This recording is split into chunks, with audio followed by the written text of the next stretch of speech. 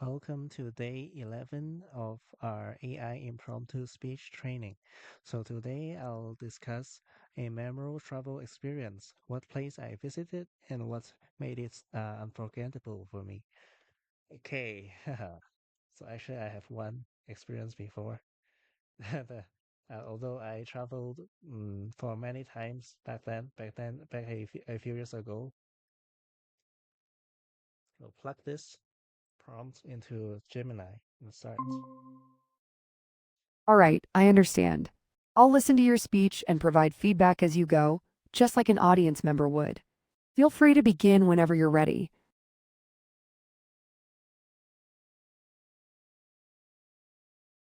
My topic is memorable travel experience. So, do you Okay. have any memorable travel experiences before?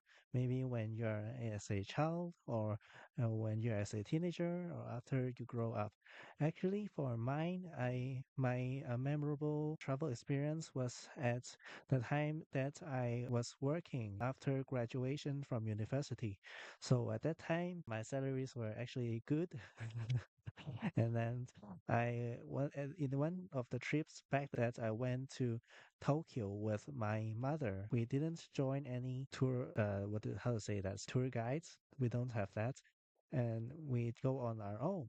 So I have arranged a 11-day trip for us, and in those days we mainly go to restaurants and we'll go to some places.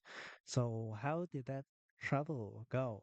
So actually we was went there very excited when we landed on the ground. It was maybe the first or the second time I went to Tokyo, and every time I went there I went with my mother, and my mother was very grateful because I paid for all the costs, her stay there. Yeah, it felt really great. And then we went to attend we went to some maybe usual, more common restaurants to eat first, and then we can taste what it feels like for the normal meals in Tokyo. And we tasted that. We actually went to a really good restaurant which had ox tongues, which is roasted, and it tasted really, really good. It just melted in my mouth. And we had to queue for the restaurant for around 3 hours, I think. But it was really worth it. And the set was not too expensive, around 100 Hong Kong dollars. You have a 4 to 5 sets in of to say that plates or Okay. bowls there. And we had also the curry of ox tongue, and it set the first foundation of how I interpreted those Japanese meals. Then I went to another restaurant at night, which was called Oishi, which means Okay. delicious. And I was there early, maybe half an hour early.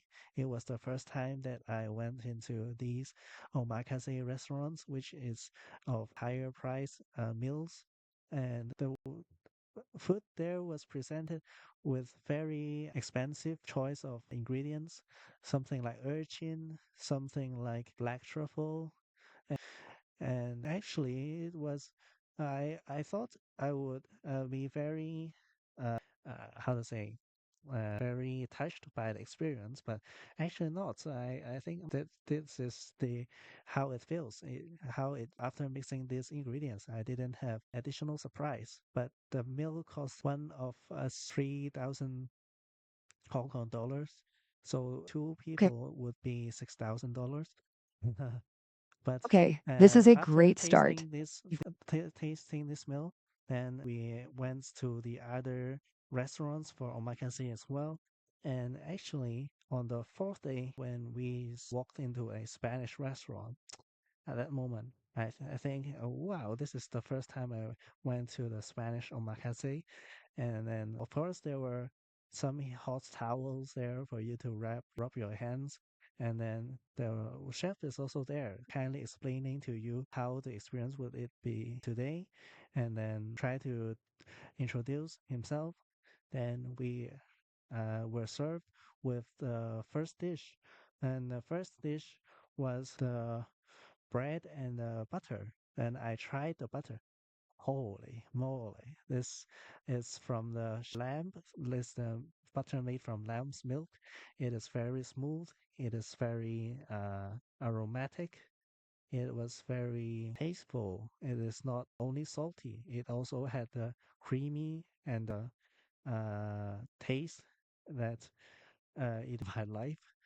And actually, for the all the dishes that were coming, some dishes were popping in your mouth, and all the dishes had a mix of variety in texture and taste that it really surprised you very much, and it gives a large variety of taste to you, and it smelled very, very good. It had a lot of spices, and then most were some This is jelly, fantastic. and there were some peas, and we had octopus, and then all were mixed together into the same dish. And we had surprises after surprises, and the climax after climax. It was the best meal in Japan at that time. And of course, I have also went to other restaurants in Japan and also Korea, and I would safely say that that was the best meal I have ever had in this Asian region. There wasn't any restaurant that even came close to that. And at the end of that meal, I actually almost cried because I was so moved by the taste and how the meals were crafted so perfectly by the chef. I thanked the chef very much. I think I said to him that this was a meal that I almost cried because it was so delicious. And I still couldn't forget how those meals tasted and looked. And this is the best and most unforgettable travel experience I have had. So, how about you? That was a very engaging story. You really brought the experience to life with your descriptions. I could almost taste the lamb butter and the variety of flavors you described. It was clear how much the meals impacted you, especially the one that brought you to tears. A few things that might make your storytelling even more compelling include maybe adding some sensory details to your descriptions, such as the sounds of the bustling restaurant or how the plates looked. You could also try adding more dramatic pauses or changing your pace to build anticipation. However, the emotional connection you made with your experience was extremely effective, so keep that up. How do you feel about this feedback?